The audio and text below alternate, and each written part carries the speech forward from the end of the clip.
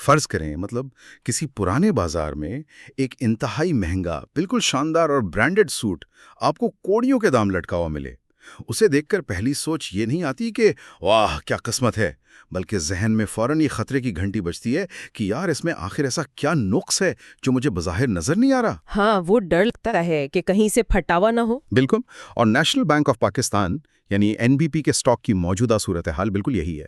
سلیم اوان کی جانب سے اس بینک پر لکھی گئی تازہ ترین رپورٹ کچھ ایسے ہی زبردست تضادات کو سامنے لاتی ہے۔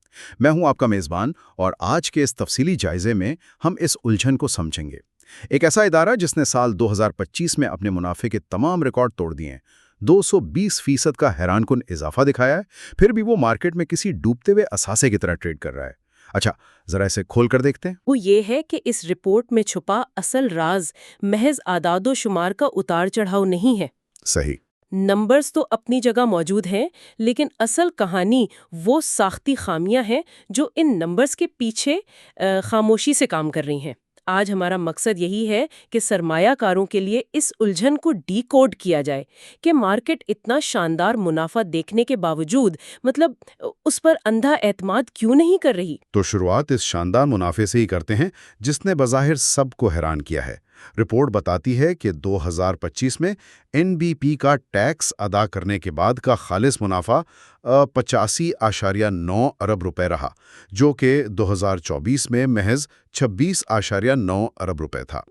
بہت بڑا جمپ ہے۔ بالکل، منافع میں 220% کا سیدھا سیدھا اضافہ، جس نے ان کی فی شیئر آمدنی یا EPS کو 12 روپے 60 پیسے سے اچھال کر 40 روپے 40 پیسے پر لا کھڑا کیا ہے۔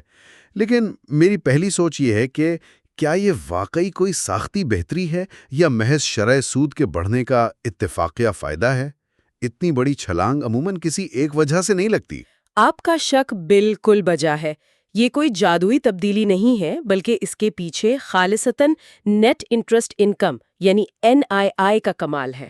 اچھا۔ 2025 میں ان کا NII 45% اضافے کے ساتھ 248.6 ارب روپے تک پہنچ گیا۔ اس کا بنیادی میکانزم سمجھنا بہت ضروری ہے۔ دیکھیں، جب شرح سود عروج پر ہوتی ہے نا، تو جن بینکوں کے پاس سستے ڈپازٹس کی بھرمار ہوتی ہے وہ قرضوں پر تو بھاری سود کماتے ہیں، لیکن انہیں اپنے کھاتے داروں کو بہت کم ادائیگی کرنی پڑتی ہے۔ ایگزیکٹلی، یہ جو بیچ کا مارجن ہے اس نے NBP کے منافع کو آسمان پر پہنچا دیا۔ ٹھیک ہے، یہ بات سمجھ میں آتی ہے کہ انہوں نے اس مارجن کا بھرپور فائدہ اٹھایا، لیکن یہیں سے وہ تضاد شروع ہوتا ہے جس نے مجھے اس رپورٹ میں سب سے زیادہ الجھایا ہے۔ فروری 2026 کے اوائل تک اس اسٹاک نے 217.5% کا خوشربا ریٹرن دیا ہے۔ ہاں، جو کہ بظاہر ایک بہت بڑی کامیابی لگتی ہے۔ بالکل، مگر جب ہم اس کی ویلیویشن دیکھتے ہیں تو اس کا پی ریشیو صرف 5.15 ہے اور پرائس ٹو بک ریشیو محض 0.81 ہے۔ یہاں تک کہ اس کی ڈیویڈنڈ ییلڈ 19.9% ہے، جو ہم اثر بینکوں کے 10% سے کم اوسط سے کہیں زیادہ ہے۔ میرا سوال یہ ہے کہ اگر یہ اپنے ہم اثروں میں سب سے سستا ہے اور منافع اتنا شاندار ہے تو سمارٹ منی اسے ہاتھوں ہاتھ کیوں نہیں لے رہی ہے؟ کیا مارکیٹ کو اس سوٹ میں کوئی ایسا سوراخ نظر آ رہا ہے جسے ہم نظر انداز کر رہے ہیں؟ بہت ہی زبردست سوال ہے۔ مارکیٹ کی یہ ہچکچاہٹ بالکل بیجا نہیں ہے۔ مارکیٹ موجودہ منافع سے زیادہ مستقبل کے خطرات کو پرائس ان کرتی ہے۔ صحیح۔ اس کم ویلیویشن کی دو انتہائی ٹھوس سخت وجوہات ہیں۔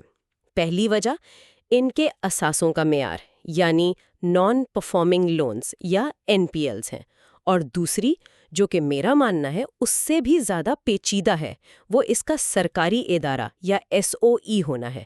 یہ دونوں عوامل مل کر اس شاندار منافع پر ایک بہت بڑا سوالیہ نشان لگا دیتے ہیں۔ تو پہلے ان خراب قرضوں کی سرجری کرتے ہیں۔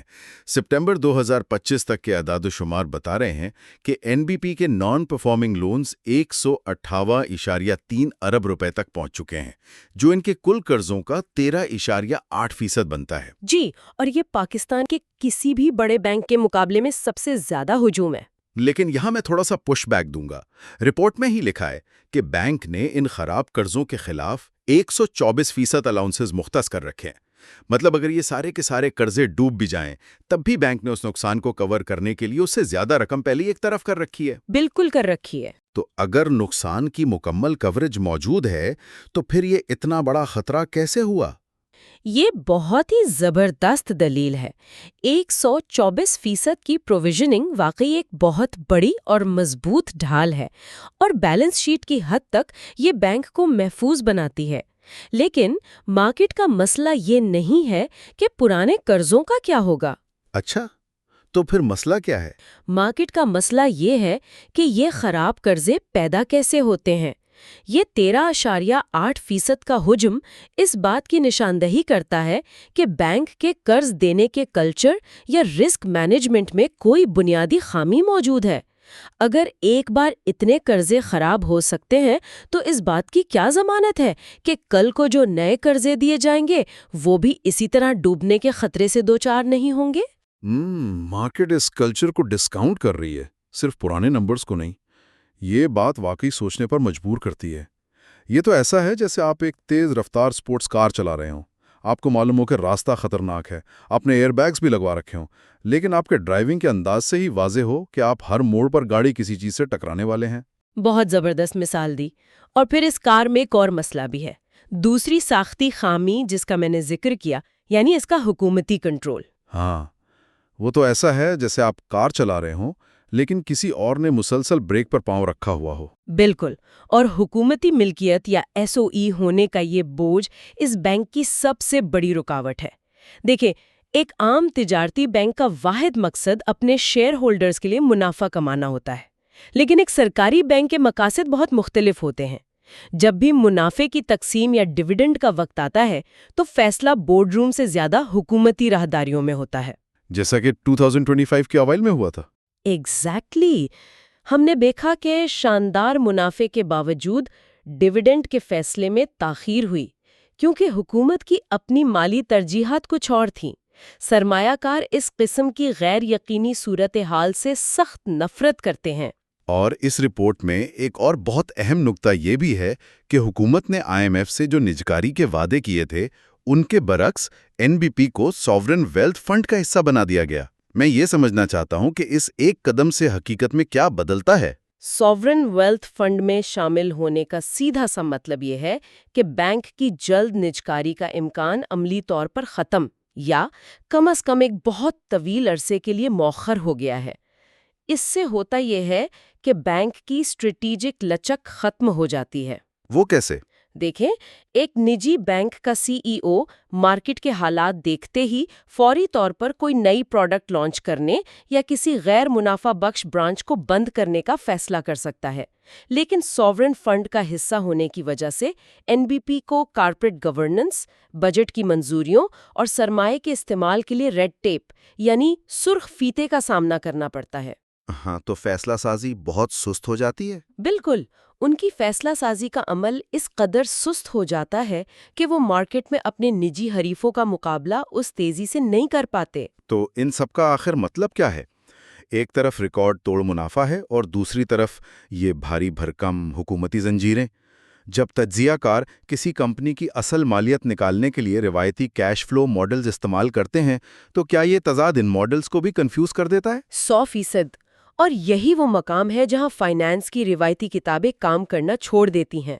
اگر آپ سمپلی وال اسٹریٹ یا گرو فوکس جیسے بڑے گلوبل پلیٹ فارمز پر جائیں اور NBP کے لیے ڈسکاؤنٹڈ کیش فلو یعنی DCF ماڈل کے نتائج دیکھیں تو وہاں آپ کو ویلیویشن کی جگہ صرف NA لکھا نظر آئے گا۔ NA یعنی ناٹ اویلیبل؟ روایتی سسٹم سے اس بینک کی مالیت نکالنے سے ہی قاصر ہیں؟ جی ہاں، بالکل قاصر ہیں۔ یہ واقعی بہت پراسرار لگتا ہے۔ ایک ایسا بینک جو اربوں روپے منافع کما رہا ہے، دنیا کے جدید ترین مالیاتی ماڈلز اس کی ویلیو کیوں نہیں نکال سکتے؟ اس کے پیچھے کیا میکانزم کام کر رہا ہے؟ اگر ہم اسے وسیع تر تناظر میں دیکھیں تو DCF ماڈل ایک بہت سادہ اصول پر کام کرتا ہے، اور وہ ہے پیش گوئی۔ آپ کو اندازہ لگانا ہوتا ہے کہ کمپنی اگلے 5 یا 10 سالوں میں کتنا کیش بنائے گی اور وہ کیش کس رفتار سے بڑھے گا۔ لیکن NBP کے معاملے میں یہ پیش گوئی کرنا لگ بھگ ناممکن ہے۔ کیوں؟ کیونکہ حکومت بیچ میں آ جاتی ہے؟ ایگزیکٹلی، کیونکہ NBP کو ایک خالصتاً نجی بینک کی طرح دیکھنا ہی سب سے بڑی غلطی ہے۔ یہ ریاست کی اقتصادی پالیسی کا ایک ٹول ہے۔ اس بات کو تھوڑا مزید کھولیں۔ ریاست کی پالیسی کا ٹول ہونے سے کیش فلو کی پیشگوئی کیسے متاثر ہوتی ہے؟ فرض کریں کل حکومت فیصلہ کرتی ہے کہ ملک میں زراعت کو فروغ دینے کے لیے کسانوں کو انتہائی سستے قرضے فراہم کیے جائیں، یا دور دراز کے دیہی علاقوں میں جہاں کوئی کمرشل بینک برانچ نہیں کھولنا چاہتا، وہاں چھوٹے کاروباروں یعنی SMEs کو فائنانسنگ دی جائے۔ صحیح۔ اب ایک نجی بینک کا رسک ڈپارٹمنٹ تو ایسے فیصلوں کو فوراً مسترد کر دے گا، کیونکہ ان میں منافع کم اور ڈوبنے کا خطرہ زیادہ ہے، لیکن NBP کو حکومتی ہدایات پر یہ کرنا پڑتا ہے۔ اب کوئی بھی سافٹ ویئر یا تجزیہ کار یہ کیسے پیش گوئی کر سکتا ہے کہ اگلے سال حکومت کون سی ایسی پالیسی لائے گی جس سے بینک کے متوقع منافع پر کٹ لگ جائے گا؟ یہ تو واقعی ناممکن ہے۔ ہاں، تو جب آپ کیش فلو کی پیش گوئی ہی نہیں کر سکتے تو DCF ماڈل مکمل طور پر ناکام ہو جاتا ہے۔ ہم اصل میں ایک کشتی کی رفتار کار کے سپیڈومیٹر سے ناپنے کی کوشش کر رہے ہیں۔ واہ، یہ ایک بہت زبردست بصیرت ہے، اور مجھے لگتا ہے یہ وہ لمحہ ہے جہاں ساری تصویر صاف ہو جاتی ہے۔ روایتی ماڈلز اس لیے فیل ہوتے ہیں کیونکہ NBP کا حتمی مقصد صرف سرمایہ کار کو منافع دینا نہیں ہے، بلکہ ریاستی فرائض نبھانا بھی ہے۔ لیکن اگر ہم رپورٹ کو دیکھیں تو یہ پوری کہانی کا صرف ایک رخ ہے۔ بالکل۔ ایسا نہیں ہے کہ بینک صرف حکومتی بوجھ تلے دبا ہوا ہے۔ کچھ ایسے اسٹریٹجک اقدامات بھی ہیں جو اسے اندر سے ایک مضبوط قلعہ بناتے ہیں۔ جی، ہمیں اس کے مثبت پہلوؤں کو بھی اسی گہرائی سے دیکھنا چاہیے۔ NBP نے خاموشی سے لیکن بہت ٹھوس انداز میں اپنے آپریشنز کو جدید خطوط پر استوار کیا ہے۔ رپورٹ بتاتی ہے کہ انہوں نے حال ہی میں اپنے کور بینکنگ پلیٹ فارم کو مکمل طور پر اپ گریڈ کیا ہے۔ ہاں، اور یہ کوئی معمولی بات نہیں ہے۔ بالکل نہیں ہے۔ کسی بھی بینک کے لیے کور سسٹم کو بدلنا ایسا ہی ہے جیسے اڑتے ہوئے جہاز کا انجن تبدیل کرنا۔ اس کی وجہ سے ان کی ٹرانزیکشنز کی رفتار، سیکیورٹی اور آپریشنل کارکردگی میں غیر معمولی بہتری آئی ہے۔ اور میں نے یہ بھی نوٹ کیا کہ ان کی حکمت عملی مہنگی برانچز کا جال بچھانے کے بجائے ڈیجیٹل فٹ پرنٹ بڑھانے پر مرکوز رہی ہے۔ انہوں نے EMV اور کانٹیکٹ لیس کارڈز لانچ کیے ہیں، اور سب سے بڑھ کر یہ کہ NBP اسٹیٹ بینک کے راست فوری پیمنٹ سسٹم کو فعال کرنے والا پہلا بینک تھا۔ اس کا براہ راست اثر تو ان کی لاگت میں کمی کی صورت میں نظر آ رہا ہوگا۔ بالکل نظر آ رہا ہے۔ ڈیجیٹلائزیشن کا سب سے بڑا فائدہ ہی آپریشنل اخراجات کو کم کرنا ہے، لیکن ان کا سب سے بڑا ہتھیار جو انہیں مارکیٹ میں ایک زبردست مسابقتی برتری فراہم کرتا ہے وہ ان کی فنڈنگ کا سٹرکچر ہے۔ NBP کی کل فنڈنگ کا 94% حصہ مستحکم کسٹمر ڈپازٹس پر مشتمل ہے، اور اسی میں ان کا کاسا تناسب بھی شامل ہے جو کہ 79.5% پر کھڑا ہے۔ یہ ایک شاندار نمبر ہے، کیونکہ جب آپ کے پاس اتنا بڑا سرمایہ بغیر سود کے یہ انتہائی کم سود پر موجود ہو تو آپ کو مہنگے فنڈز کے لیے انٹر بینک مارکیٹ کی طرف نہیں بھاگنا پڑتا۔ صحیح بات ہے۔ شرح سود چاہے کتنی بھی بدلتی رہے، آپ کے پاس سستے پیسوں کا ایک نا ختم ہونے والا چشمہ موجود ہے۔ آپ نے بالکل درست نشاندہی کی۔ یہی سستا سرمایہ ان کی بیلنس شیٹ کو اتنی طاقت دیتا ہے، اور اگر ہم ان کے کیپٹل بفرز کو دیکھیں تو صورتحال مزید تسلی بخش ہو جاتی ہے۔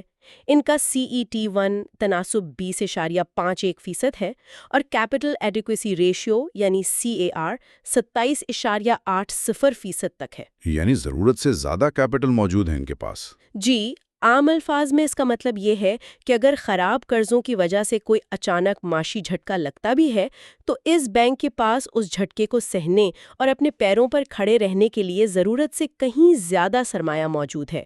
اور اگر ہم اس کے ساتھ ملک کے بدلتے ہوئے میکرو اکنامک حالات کو جوڑیں تو تصویر اور بھی دلچسپ ہو جاتی ہے۔ مطلب 2026 میں پاکستان کا معاشی ماحول بہتری کی طرف جا رہا ہے۔ GDP کی گروتھ کا تخمینہ 3.25 سے 4.75% کے درمیان ہے، جو کہ ایک مثبت اشارہ ہے۔ جی، اور جنوری 2026 تک مہنگائی گر کر 5.8% پر آ چکی ہے۔ حتیٰ کہ موڈیز جیسی سخت گیر ریٹنگ ایجنسی نے بھی پاکستان کے بینکنگ سیکٹر کا آؤٹ لک مستحکم کر دیا ہے۔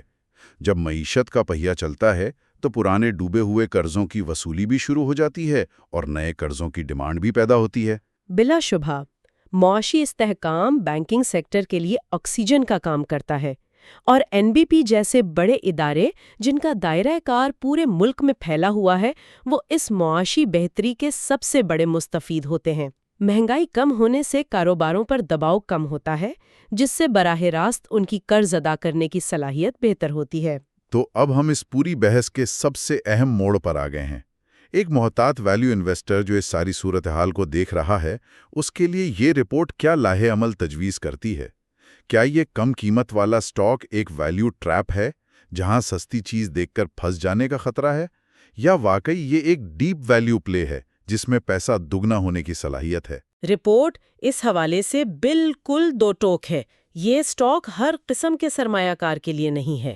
اچھا، جی، جو لوگ خطرے سے گھبراتے ہیں، جنہیں اپنے پورٹ فولیو میں ٹھہراؤ پسند ہے، انہیں اسے دور رہنا چاہیے۔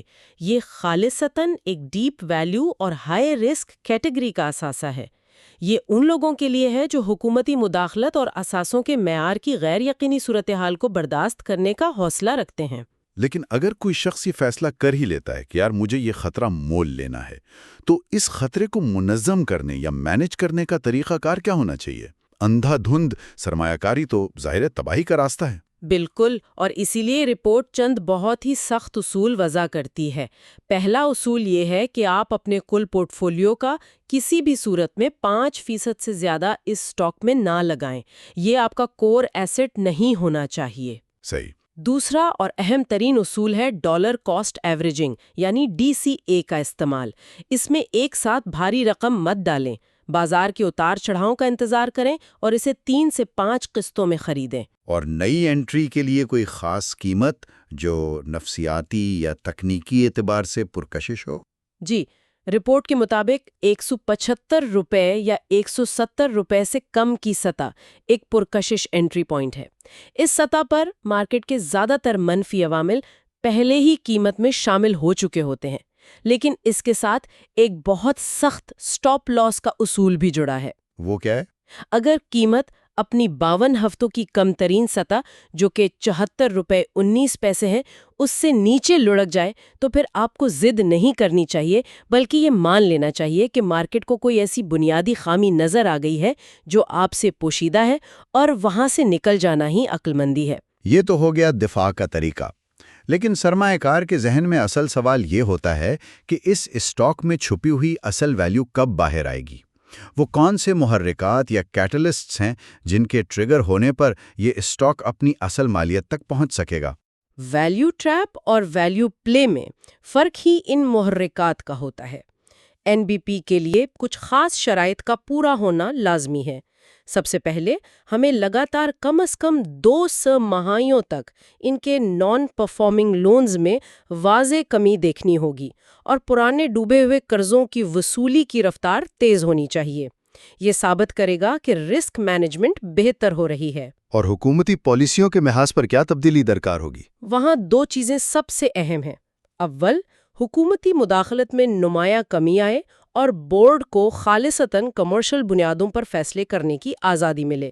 دوم، حکومت اس کی نجکاری یا کم از کم سوورن فنڈ سے نکال کر کسی بہتر اسٹرکچر میں لانے کی کوئی ٹھوس اور واضح ٹائم لائن دے۔ مارکیٹ کو یقین دہانی چاہیے کہ یہ ادارہ بالآخر ایک آزاد کمرشل ادارے کے طور پر کام کرے گا۔ اور اگلی کڑیاں ملنا شروع ہو جائیں تو تجزیہ کاروں کے خیال میں اس کا ہدف کیا ہو سکتا ہے؟ پرامید تجزیہ کاروں کا ماننا ہے کہ اگر یہ عوامل حقیقت بن جائیں تو اس کا ٹارگٹ پرائس 295 روپے تک جا سکتا ہے۔ اگر ہم اس کا موازنہ 193 روپے 73 پیسے کی حالیہ قیمت سے کریں تو یہ سیدھا 52% کا اپ سائیڈ یا منافع بنتا ہے۔ واہ، 52% کا ممکنہ منافع واقعی اس بات کی نشاندہی کرتا ہے کہ اگر اس پرانے سوٹ کے سوراخوں کو رفع کر لیا جائے تو یہ کسی بھی مہنگے برانڈ کے شاپنگ مال میں پوری قیمت پر بکنے کی صلاحیت رکھتا ہے۔ بالکل ایسا ہی ہے۔ آج کی ساری تفصیلی گفتگو کو اگر سمیٹا جائے تو یہ بات نکھر کر سامنے آتی ہے کہ نیشنل بینک آف پاکستان بے وقت 2 متضاد حقیقتوں کا نام ہے۔ ایک طرف اس کے پاس زبردست ڈیجیٹل بنیادیں، سستے ڈپازٹس کا پہاڑ اور ریکارڈ توڑ منافع ہے، جس کی وجہ سے یہ ایک انتہائی پرکشش اور سستا اثاثہ معلوم ہوتا ہے۔ اور عین اسی وقت دوسری طرف یہ خراب قرضوں کے بوجھ اور ریاستی پالیسیوں کی بھاری زنجیروں میں ایسا جکڑا ہوا ہے کہ روایتی مالیاتی ماڈلز بھی اس کا تجزیہ کرنے سے انکار کر دیتے ہیں۔ اس کم قیمت کے پیچھے ایک بہت بڑی اور ٹھوس غیر یقینی صورتحال موجود ہے۔ تو آج کے اس تجزیے کے بعد ان تمام حقائق اور تضادات کو سامنے رکھتے ہوئے ذرا اس بارے میں ایک لمحے کے لیے سوچئے اگر کسی بینک کی حتمی وفاداری، اس کا بنیادی مقصد اپنے شیئر ہولڈرز کو منافع دینے کے بجائے ریاستی پالیسیوں پر عمل درآمد اور حکومتی فیصلوں کے تابع ہو جائے، تو کیا اسے واقعی ایک خالص تجارتی اثاثہ سمجھا جا سکتا ہے؟ یہ ایک بہت گہرا سوال ہے۔ بالکل۔ یا پھر NBP کا سٹاک خریدنا بینکنگ کے اعداد و شمار پر کم اور اس بات پر زیادہ شرط لگانا ہے کہ حکومت مستقبل میں اپنے فیصلوں میں کتنی لچک اور خود مختاری دکھانے کے لیے تیار ہے۔ یہ وہ سوال ہے جس کا جواب ہر اس شخص کو خود ڈھونڈنا ہوگا جو اس پیچیدہ معاملے کا حصہ بننا چاہتا ہے۔ اگلے تفصیلی جائزے تک کے لیے اسی گہری سوچ کے ساتھ اجازت دیجیے۔